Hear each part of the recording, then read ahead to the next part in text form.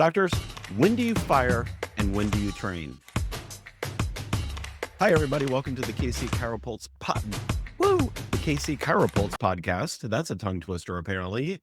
Brought to you by Katz Consultancy, bringing you strategies for your practice that are second to none. We are in the middle of a two-part series.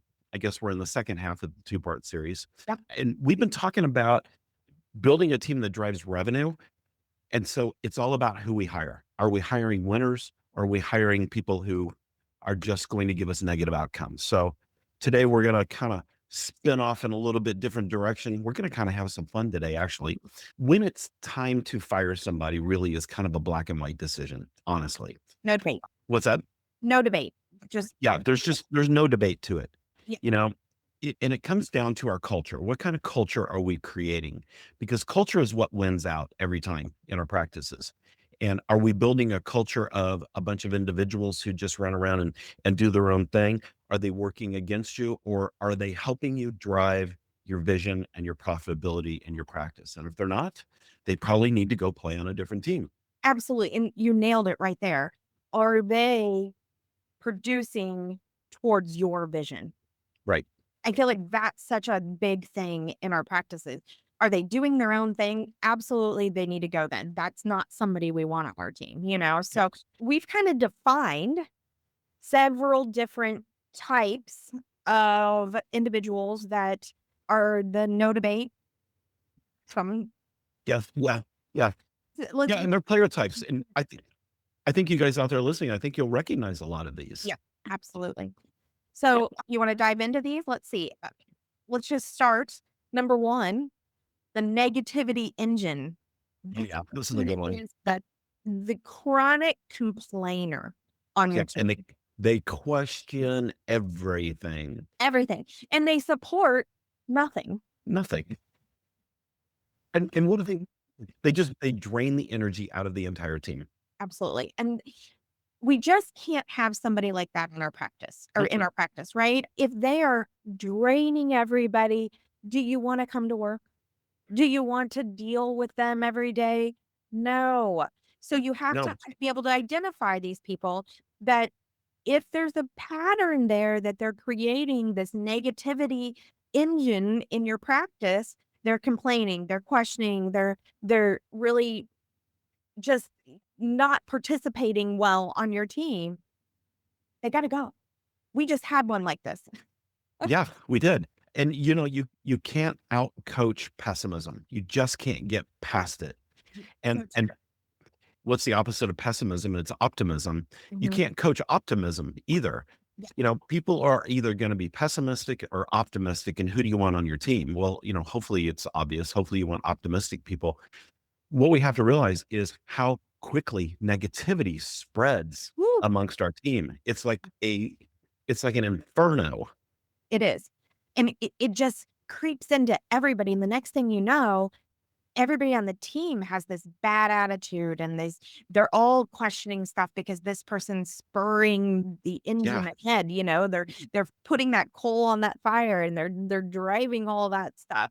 So you have to be careful because it spreads fast. Negativity can spread so quick through your team. And what happens? Then you've got others that want to quit. They don't want to be on the team. And it's your A players that want to quit. Yeah, because they don't want the negativity, because more than likely they're not the pessimist. They're an optimist. Right. And that's a very hard balance to create. They don't. Yeah, very hard. Yeah, so exactly. The negativity engine or the constant complainer can really drag down a practice very quickly. And I love that term, the negative engine. That's right. We don't want them on our team. We want some optimism. We got to have some light, if you will, in our practice. We need people bringing in light to our patients and bringing them energy, because that negative complainer also takes our patients down. You just might not see it. It does. Off the team. And then what happens is then your patients speak up to you and say, oh my gosh, so glad you got rid of that person. And you don't even realize it's been so bad. Yeah. We one time, we didn't realize how bad it was, and you don't. Yeah. But the patient perception of an employee we had one time, I remember I had a couple patients come in, hadn't seen them for a while. And the first thing out of their mouth was, well, glad you got rid of that person. Now I can come back. I'm like, oh my gosh, why didn't you let us know? Well, because You know, our patients are scared to tell us those kind of things until after the fact, and right. that's Because they when don't know how we feel about them. yeah, and I don't know about you, but I've never seen a we'll call it the negativity engine leave the practice and that practice not go up. Happens every time, There's a every single time. something that lifts and then all of a sudden that practice is on fire again. It Yep. happens every time. Every time. So that's number 1. Okay. Number 2, the lone wolf. This is the person that wants to do everything their way. And they don't want to collaborate with anybody. They don't want to share knowledge with anybody. That means they're not going to help train other individuals because they're scared that their knowledge is got to be protected almost. Yeah. And they wind up undermining the cohesion of the entire team. Absolutely. So And the lone wolf, yeah. I mean, think of your team. This is a funny analogy. Think of your team as a bunch of chickens. Do you want a lone wolf in the chicken yard? No. probably not. Probably not. And so they are also incredibly disconnected from what's really happening in the practice. Yeah. So And they are somebody that just will not drive your vision at all. be careful about the person that sits in a room all day and doesn't get up and interact with the team, doesn't interact with patients, doesn't Yep. interact with how the practice is moving forward. The lone wolf, non-team player, we don't need them on our team. We don't need them on the team. We need Hey, team players. hey, Marissa, we need to take a quick break. Okay. I hear our sponsors are wanting a moment to say something. So we're going to take a quick break. We'll be right back. Affordable care shouldn't mean undervaluing yourself, but most chiropractors are still undercharging, especially when it comes to insurance allowances and cash patients with limited coverage. Chiro Health USA helps chiropractors charge appropriately, get paid well when insurance is available, and still serve patients with no or limited benefits, all through a compliant discount medical plan. The result? Doctors stop undercharging, raise fees, and increase income by about 20% without sacrificing care. That's not a discount strategy, it's a business strategy. Learn more at chirohealthusa.com. We're talking about, is it time to fire or train when it comes to employees? So hang in there. We'll be right back. Okay, welcome back. We are talking about fire or train. We've talked about we're in the middle of talking about the different player types that we may have in our practice. We talked about the negativity engine. We talked about the lone wolf in the chicken yard, so to speak.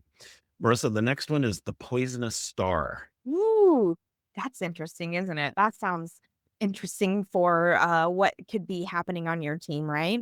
So this person is your toxic top performer. Yep. Why would we ever want to get rid of our top performer? Really, that's one of the big questions that happens in our practice all the time. Well, the person does all the stuff right. They do everything well. They're great. They're But yet just not a good team player. running all of our other employees off. Everybody Yeah. wants to quit. We just had a practice that we were visiting with the other day that had the same issue. They had a person that was fantastic, but they had 3 people want to quit in one day. Yeah. That's a And poison. that's a poison star. And that's nothing but a liability disguised as productivity. Yeah, absolutely. I like And that. so I don't care how good they are or how well they produce for you. If they're spoiling the entire team, they're not a good player.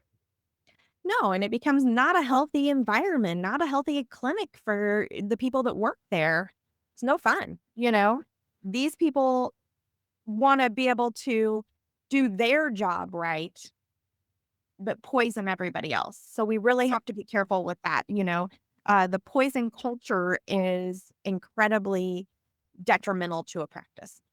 It is. And doctors, unfortunately, because we're busy running around the clinic in patient care all day long, we don't see this sometimes quick enough. And so we have to make sure that we have a connection with our team so that we find out about that poison star early on as much as possible. before it's too late and you have three Right. people wanting to quit in one day. There's obviously an issue if something like that is And happening. So be and very and careful. that particular doctor was very lucky that those 3 didn't just walk out. Right. They actually came and had a conversation of, "I'm quitting unless." Yeah. And so you And just don't want it to get to luckily, that. they got rid of the poisonous star and their team has rose to higher standards. It's amazing to watch And it happened overnight. overnight. Yeah, absolutely. So Okay, so the next is important. it's huge. So the next one, I gotta do some sound effects here, Yep. is the doom detector. Shit. So this is the person that is a problem finder. So let's say we sit down at a meeting and we've got new ideas that are just flowing. This is your person who knocks every idea down with a negative situation to it. They are always the pessimist talking about how this isn't going to work. There's an objection to that idea. There's flaws in this solution. It's nothing that creates momentum in your practice. Yeah, yeah. They just see everything as negative. Yeah. You know, this is the pessimist on fire, if you will. And you can't you can't really grow your practice. You can't scale your business if everything is a debate. Now, Yeah. I'm not saying debate's not good. If it's healthy debate, let's use debate to refine good ideas, but not use debate to tear everything down. Yeah. I mean, I think pros and cons are great, but you got to have the pros and you got to figure out the solution from there. Right. So Right. this can't be a no, no, no, no situation. Right. That just wears everybody out. Okay, Absolutely. Marissa, what's the next one? The idea assassin. This is somebody who absolutely does not follow your vision. They resist what you're trying to do with your business. And they think they have their own vision sometimes. Yeah. Yeah. And that can be dangerous, right? Because Very. is the message going to your patients an accurate one? Right. So we can't have two visions within one clinic. We've got to figure it out. And I'll tell you what this happens with a lot of times is associates. And that's an unfortunate thing because we brought this is again, we go back to part one. Did we hire the right person? Because if you're hiring an associate that has a different vision than you for what they want to do in practice, then it's probably not going to work. And I hate to say that, but we've seen it over and over and over again. You can't have somebody buy into your vision if they're not a part of it. So you've got to Right. create a vision together to make that work. And a lot of times what we see is there's two visions in a clinic and it just doesn't work well. It doesn't. And if they can't buy into your vision 100%, then they're not a good player on your team. They're going to assassinate everything you try to do. Absolutely. And that becomes confusing to not only staff, but your patients. So we got to Yeah. make sure that you've got a clear vision for what you're trying to accomplish, not only in your practice, but your community and those kind of things. So we want to be very careful that everything aligns well there. And we're not operating independently of each other. Exactly. Now, I want to shift a little bit here. We've talked about the player types that you may need to consider letting go. Yeah. But not every issue with staff, not every issue needs to result in a termination. So, We talked about it in part one. Sometimes we need just to train, you know? yeah, you know, we we have to remember we fire for character issues. When I say character issues, I mean issues where that player is not getting along with the rest of the team and the owner of the clinic. So we want to fire for character, but we want to train for capability. So this is where we really have to diagnose and really understand the members on our team. Are they trainable? Mm-hmm. You know, they may come in with a little bit of resistance. Maybe it's somebody that worked at another chiropractic clinic, for example, and they come in and they've already got their own ideas and habits about how a practice should run. And maybe that was an insurance-based practice and you're a cash practice. And so it runs very differently. And they may have a little bit of resistance in the beginning. What's their capability? Are Right. they capable of learning? Do they have a skill set that we really can turn around and use in our clinic? So this is where we have to really dive in and understand that type of player. Mhm. It's like we talked about in part 1. Can they get up to an A player? Exactly. Exactly. So we've come up with some fun names for these types of players too. So the first one, Marissa, is the accountability champion. Oh, gotta love Well, that that, just sounds positive. I know. right? Love that person. This is the person who owns their mistakes, right? They're like, oops, totally screwed that up, but I'm going to tell you all about it and I'm going to figure out how to fix it. And this is where I'm at with it. Yep. Everybody wants someone who admits their errors, takes responsibility, and wants to improve based on that. And that tells you they have ownership in their job and in your practice. Absolutely. And we don't punish those who show that ownership level. Those are the people you really want to dive in and develop and train. Absolutely. Those They're are invaluable. to keep every single day. They're a high value asset on your team. Yep, exactly. So the next one is the late blooming tiger. I love this name. I couldn't help myself. I really love this name. They're slow to start, but they're hungry. They may take a little bit longer on the learning process, but they want it. They want to know it. I had an office the other day. A person emailed me privately and just said, tell me what to watch. Tell me what classes I need to dive into. I want to learn. All day long, let's keep that person, right? All day long, we want them to understand that I can better myself. I mean, that's somebody that has curiosity and effort and the willingness to really dive in. That is somebody that we want on our team. All day long, all day long. Sometimes that hunger, that desire to learn, sometimes it beats out just raw talent. Yeah. And Yeah. I'd rather have a person on the team that really wants to learn and is hungry for that knowledge and wants to grow than the person who already has some talent, but maybe they're kind of a know-it-all. Yeah. I mean, every time we want the person that wants to learn and be hungry, and they're just maybe slower to get to that point, but they can be that blooming tiger. Exactly. They can come from the back, so to speak. Yes, that's right. You see in horse racing. That's right. Okay, the next one is the energetic amateur. Energetic amateur. So high energy, low skill. And, you can change that, right? Again, it's all who we train. So we can create something out of their energy by giving them some more knowledge and skill levels. Yeah, These are, sometimes those are the ones that just need structure. yep, they're They for they need performers. they need to understand that there is a relegated training program, for example. And those guys, they just need that structure. They're not the person that you necessarily can just put in a chair or put in a room or managing a therapy or whatever they might be doing and just let them run. This is the person that really needs that structured environment from you. Yeah, they have the momentum that we've been talking about that we want to keep going in the practice. So And that kind of a player is one that's giving you the opportunity to show your leadership skills. absolutely. Lead them down the path that shows them, here's some more knowledge. Here, take this and run with it. Like let's give them eventually some more duties and more ownership in the clinic. Yeah. We had an employee like that. She basically ran our therapy department and, Mhm. she was never going to be and had no desire to be the office manager, the person up front, the face of the clinic, if you will.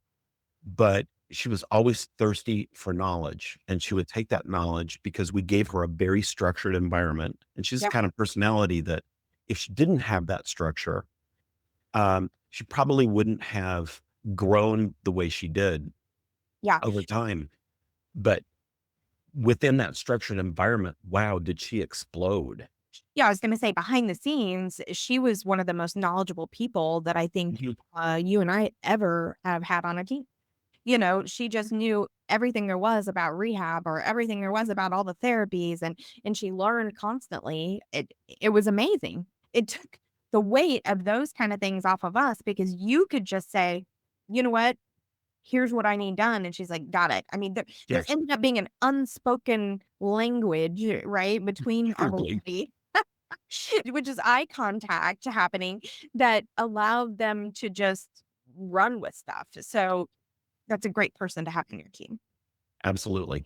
So the next player we're going to talk about is the legacy anchor.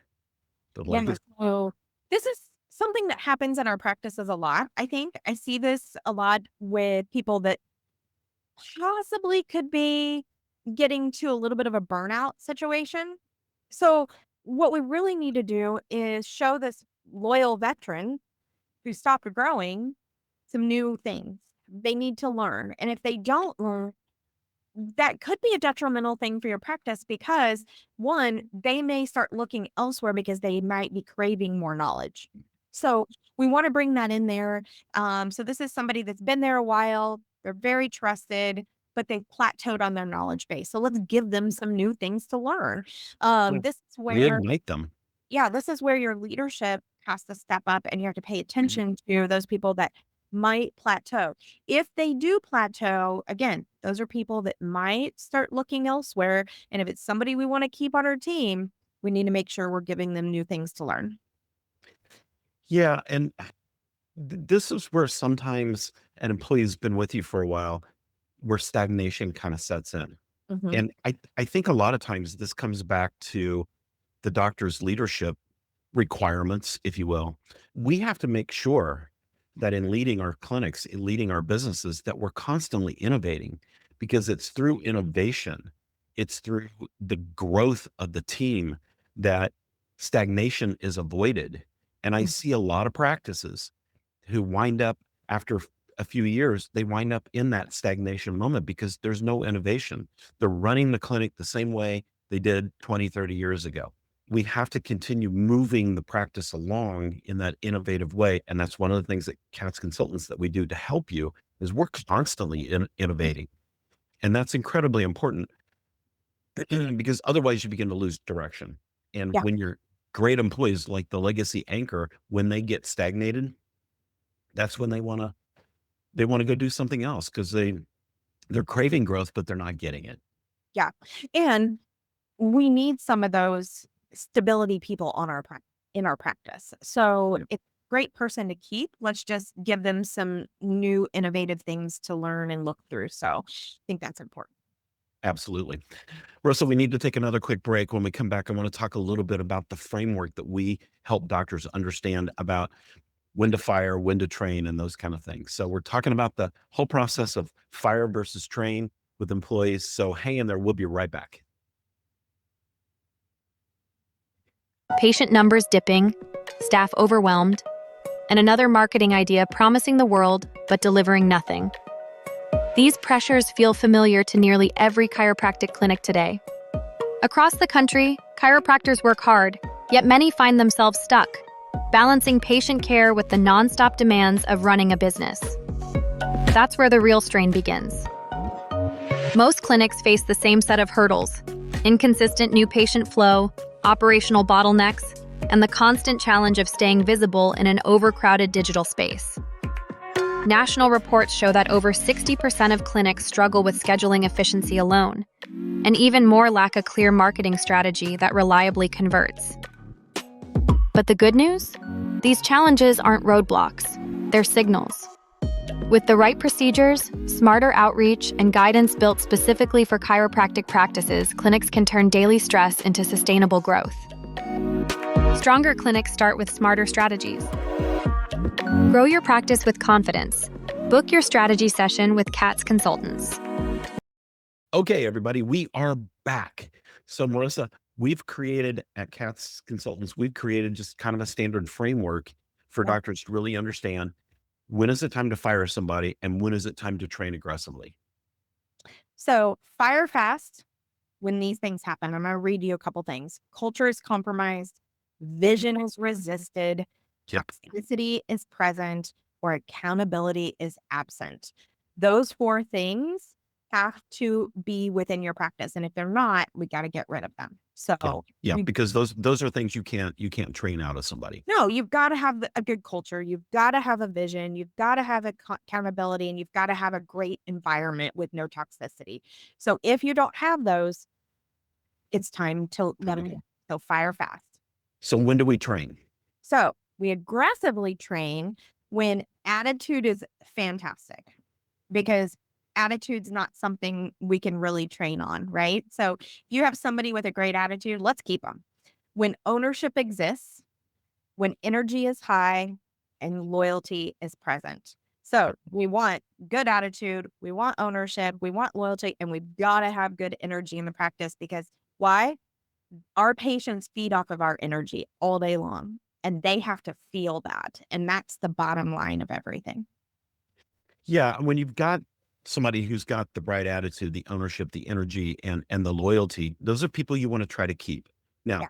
I will tell you, you won't be able to necessarily keep all of them. There could be other issues at play, but those are the telltale signs of somebody that's really worth trying to invest in training with. Absolutely. Absolutely. I just a couple of final thoughts here as we close out this two-part series. Remember, docs, you're not just running a clinic, you're also building a team.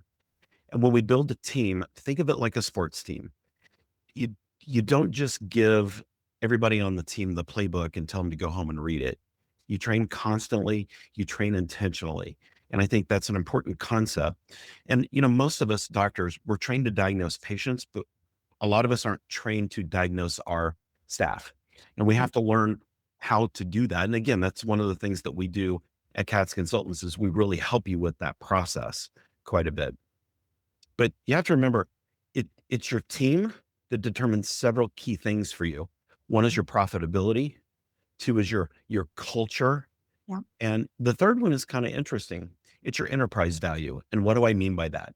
That means, what is your clinic going to be worth 20, 30 years down the road when maybe you want to sell that asset as part of your retirement, for example? We have to always be thinking about that. And our team plays into that more than you realize. And so we have to make sure that we're staying plugged in with our staff and keeping those things in mind. And we have to stop asking things like, do I like the people on my team? Mhm. It's not about liking people. It's about whether or not they're producing for you. Yeah. If they're producing, you're probably going to like them too, but it's not about, it's not, you're not creating friendships necessarily. It may evolve that way, but that's not the goal. Production is the goal. So we have to start asking higher level things like, do the people on my team elevate the culture of the practice? Are they creating a culture, helping me create a culture where everybody's enjoying their job and wants to stay? Do they align with the vision you put forth? And doctors, I'm going to challenge you. If you haven't told your team what your vision is, or you haven't defined it yourself, it's time to buckle down and do that. And is your team coachable? And more importantly, are they committed to the process of what your vision is? So we have to think about our staff at the highest level. You don't rise to the level of your systems, you fail to the level of your team. And that's an important concept. You fail to the level of your team. The leaders, the doctors, the clinic owners that rise to that level and push their team to that level are the ones who win all day Yeah. long. Yep. So ask yourself, are you trying to be mediocre, or are you trying to rise to a much higher level of success? I think those are important concepts. So Marissa, anything to add? Yeah, I think we have to remember that we're trying to build momentum in our practice, and whatever that Love momentum that. looks like for your practice, right? It's whatever your vision is. So the momentum has to be moving in that direction always. And if it's not, then we need to figure out, is it time to hire or is it time to fire? So That- to know if we need to train people, we've got to know if we need to keep them or let them go. There's so many things that are involved in this process. So really work to diagnose what your practice needs for people. I think Yeah. that's important so that we can create that momentum. It's huge. It's huge. So we're closing out this two-part series. So hope you've enjoyed it. More importantly, go to catsconsultants.com and check out all the great things that we're doing for doctors to help them really drive excellence in their practice, create profitability, and develop strong teams around them. So go check us out there. There's a bunch of free downloads. Check out our events page. We've got a virtual seminar coming up. Yes. Soon, Marissa, you want to tell them about that? May 14th virtual seminar. If you have not ever attended one, now's the time. Go register, get on the books, join us, come see what we do for your teams, what information goes out. I think you'll be pleasantly surprised at some of the innovative thoughts that we throw out there and we create for your team's momentum now that we've been talking about that. Yes, absolutely. All right, everybody. As we always say, know your business, know your numbers, or stay broke. And from all of us here at CATS Consultants, and I want to thank Chiro Health USA as well for being one of our sponsors. We will see you guys next time. See ya.